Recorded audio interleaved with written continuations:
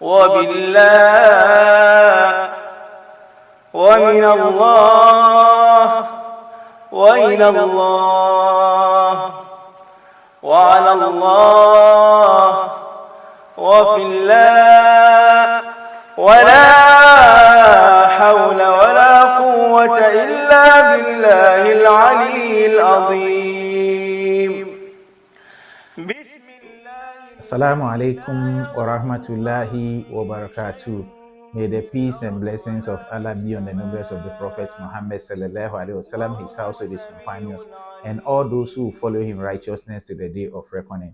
I welcome you to another edition of Ramadan in 10 minutes.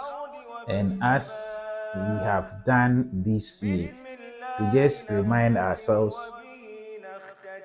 about Ramadan, an aspect of Ramadan, and then we also learn a lesson from some of the previous prophets. So by way of reminding ourselves about Ramadan, today we want to refer to what Imam Al-Ghazali rahimahullah said. He explains that the essence and secret of fasting is to weaken the forces of shaitan, and this can only be achieved if we can reduce our intake of food. Imam Ghazali said we can only weaken the forces of shaitan if we can reduce our intake of food for the fasting. So you don't have to eat to your food. Just something a little to sustain you throughout the fasting. This is by way of reminder as far as Ramadan is concerned. Today, we want to learn from the life of Prophet Ayyub alayhi salam.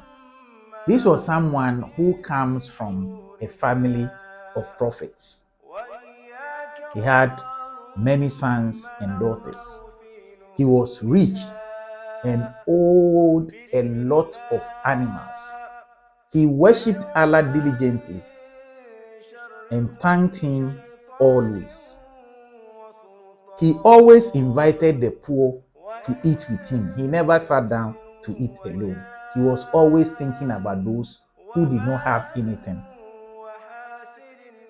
Then Allah tested Ayyub alayhi salam by taking away all that he had given to him.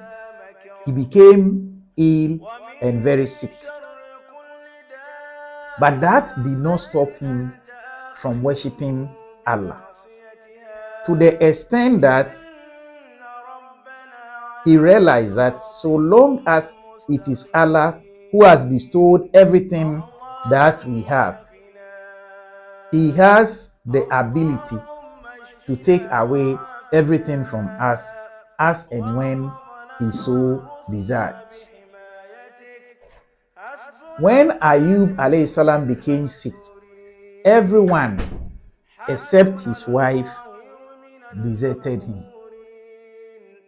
He was in so much pain and difficulty, but Ayyub alayhi salam never complained.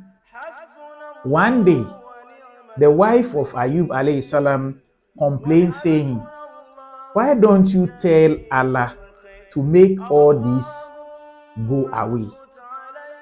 Look at the remark Ayyub alayhi salam made.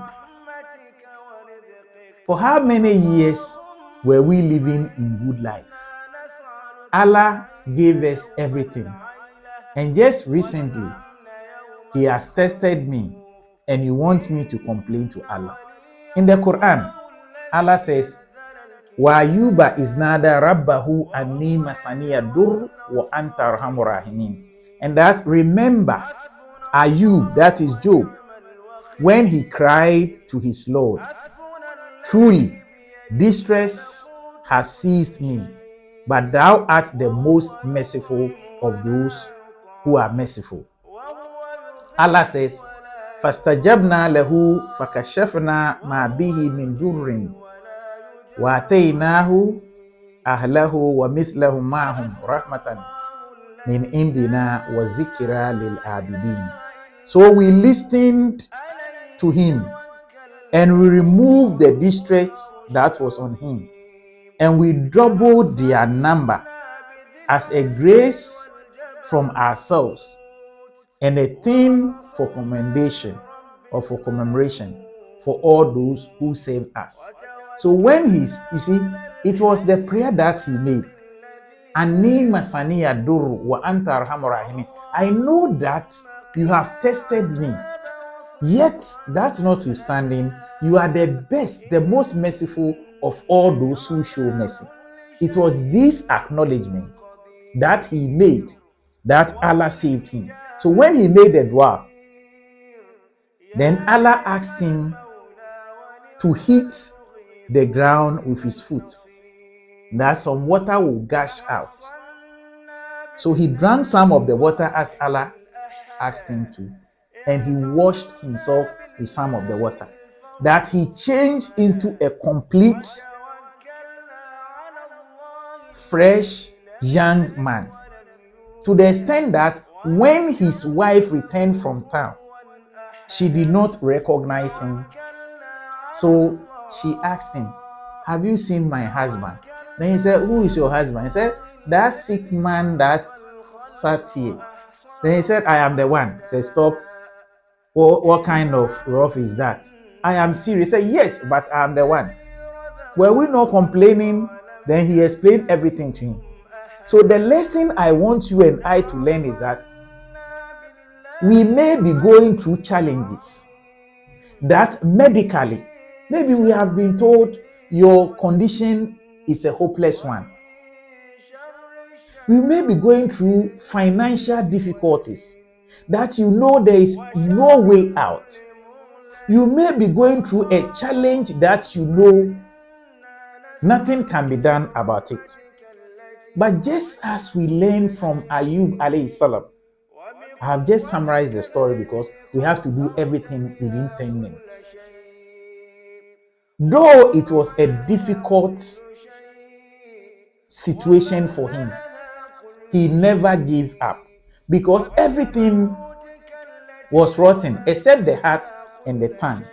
My question to myself as well as to you is, to what extent are we willing to hold on and be hopeful that Allah will change our situation for us?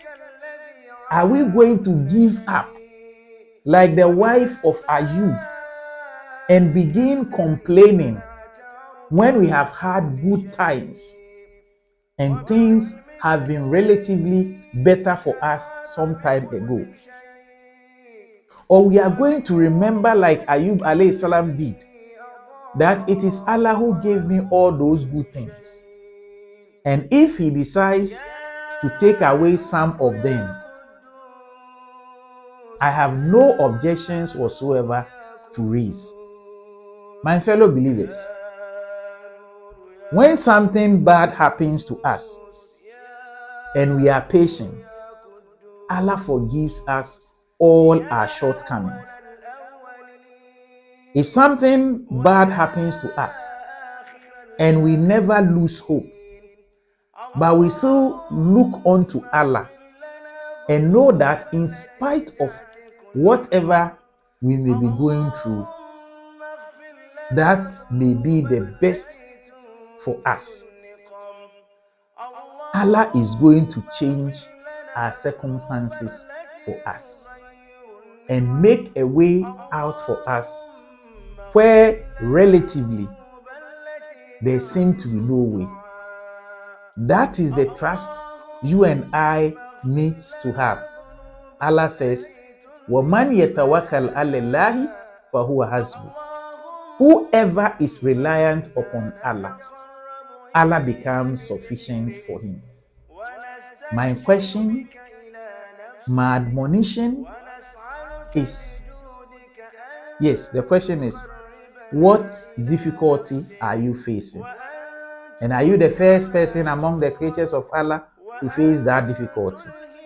And my admonition is, no matter the circumstances, things can be better again. No matter the circumstances, things can be better again. May Allah make this a useful lesson to us in this world and beneficial to us in the hereafter. Wassalamu alaikum wa rahmatullahi wa barakatuh.